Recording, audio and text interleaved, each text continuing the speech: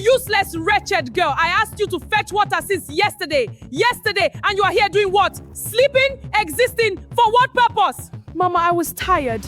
Shut up! What kind of cursed child are you? Useless investment. Seeing her in the morning almost ruins my day. Uduak, don't do am again, oh! Uduak the Ojuju girl. See how she resembles Shrek. Shrek. Why is life unfair to me? What is my offense? My family hates me. Will this be my fate forever? I need an angel. Send me an angel to rescue me.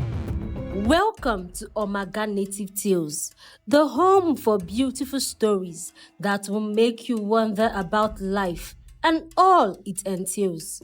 If you're coming across this channel for the very first time, please do well to subscribe, like and share. Everyone in Ikot-Ene village knew about Uduak, not because she was special, not because she was gifted. They knew her because whenever she walked past, people pointed.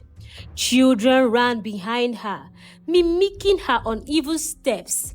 Old women hissed and looked away as if her shadow could infect them.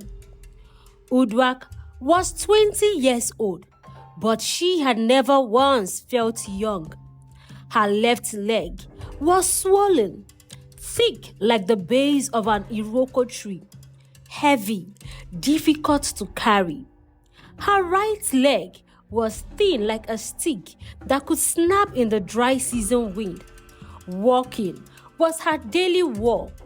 Every step cost her something: pride, energy, peace. She woke up every morning already exhausted, not from sleep, but from knowing what the day would bring. Move away from the door, her mother, Mama Bassi, snapped that Tuesday morning without even looking at her. You want people to see you standing in front of my house? You want to disgrace me further? Uduak moved. She always moved. She limped to the back of the compound where the firewood was kept and sat on a cracked stool. That was her corner, her world, a small space behind the house where nobody had to look for her.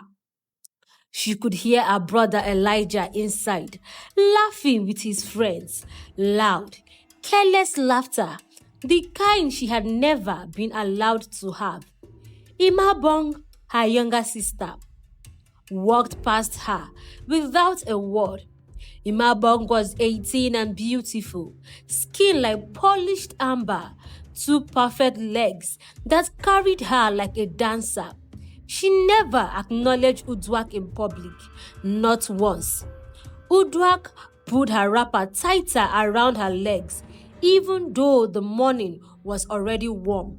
She had learned to cover herself, to shrink, to disappear. A tear dropped onto her hand. She stared at it. She didn't wipe it.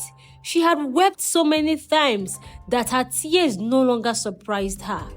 They just came, quiet, private, unwitnessed.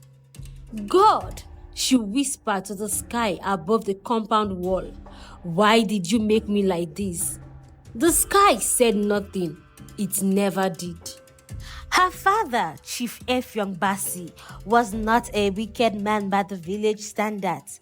He paid his dues at the Kingred meetings. He greeted elders with both hands. He had 3 healthy-looking children. Elijah, strong and sharp. Imabong, beautiful and marketable. And then there was Uduak.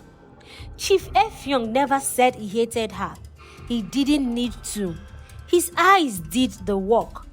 Whenever Uduak entered a room, something in his face closed, like a door being quietly shut. He would look at her legs, then look away, then look somewhere far, like a man searching for an explanation that never came. The village had given him one already. It is a curse. The oldest woman on their street had declared the day Uduak was born. Something is following that family. That child carries it. Chief Effiong had never fully rejected that verdict. So, Uduak lived in her father's house like a secret he was ashamed of. She was fed, barely, clothed, poorly, acknowledged, never. That Wednesday afternoon, Chief Effiong was sitting outside with two of his friends when Uduak came limping around the corner, carrying a bucket of water. The bucket was too heavy. Her thin leg trembled. She was concentrating so hard, she didn't notice her father's guests until she was already in front of them. One of the men stared. Chief Effiong stood up immediately. Uduak, go back, now. Yes, Papa, she turned. The water sloshed. She stumbled slightly. The men watched. Is that your daughter? One of them asked after she had gone. Chief Effiong sat back down. He picked up his cup of palm wine and drank a long, slow sip. I have two daughters, he said. Imabong is the one you should see. She is ripe, beautiful. His friend nodded slowly. Nobody mentioned Uduak again. Inside the backyard, behind the firewood stack, a 20-year-old girl set down her bucket, pressed her back against the mud wall, and slid down until she was sitting on the ground. She had heard every word. They arrived on a Friday in a white Hilux truck with a small red cross painted on the door. The whole village noticed. White Hilux trucks meant either government officials or people who brought things like medicine, food, Bibles. Either way, the village sat up. Brother Paul and Sister Margaret were not Nigerians, but they had been living in Akwa Ibom for 3 years, doing missionary and medical outreach work across forgotten communities. They were quiet people, gentle-eyed, the kind that listened more than they talked. They had set up a small free clinic at the church building near the main road for 2 days. On the second day, Sister Margaret was chatting with some of the women when an old woman pulled her aside. There is a girl in this village, the woman said, dropping her voice. She is cursed. Her legs are not equal. One fat, one thin. The family hides her. Sister Margaret frowned. How old is she? 20, maybe 21. They say she was born like that. Brother Paul, who had been listening, exchanged a look with his wife. They knew that look. It wasn't a curse. It was a condition. Possibly lymphedema on one side. Possibly something treatable. Possibly something that had been quietly destroying a young woman's life for 20 years simply because nobody around her had medical knowledge. Can you take us to the family? Sister Margaret asked. The old woman shook her head quickly. The father is Chief Effiong. He does not like people looking at that girl. He will be angry. We are not going to look at her, Brother Paul said calmly. We are going to help her. That evening, just before sunset, the white Hilux drove slowly into Chief Effiong's compound. Uduak was at her usual spot, behind the firewood. She heard the truck. She heard voices. She heard the father's tone shift from irritation to performance. The big welcoming voice he used for important visitors. She did not move. Minutes passed. Then she heard her name. Her father's voice, calling her. She froze. Chief Effiong never called her name in front of guests. She did not know if what waited outside was good or bad. She picked herself up and she walked out. Chief Effiong was standing with the two strangers near the veranda when Uduak appeared. She walked slowly. Her thick left leg swung with effort. Her thin right leg steadied her. She kept her eyes down, the way she had learned to walk into rooms, taking up as little attention as possible. But Sister Margaret stepped forward. Uduak, Her voice was warm. Look at me. Uduak looked up slowly. The woman was smiling. Not the sharp, mocking smile of the village women. Not the pitying smile of people who looked at her like a wounded animal. This was different. This woman was looking at her face, not at her legs, like Uduak was a full human being. Something cracked open in Uduak's chest. Brother Paul was crouching slightly, studying her legs with quiet professional eyes. He straightened up and nodded at his wife. Chief, he said, turning to Effiong, this is not a curse. Your daughter has a medical condition. With proper treatment, her quality of life can be significantly improved. We would like to take her, Chief Effiong said. Everyone stopped. Brother Paul blinked. I am sorry. Take her. Chief Effiong's voice was flat, decided, like a man who had been waiting for someone to offer to carry a load he had been tired of holding. She is here. You can have her.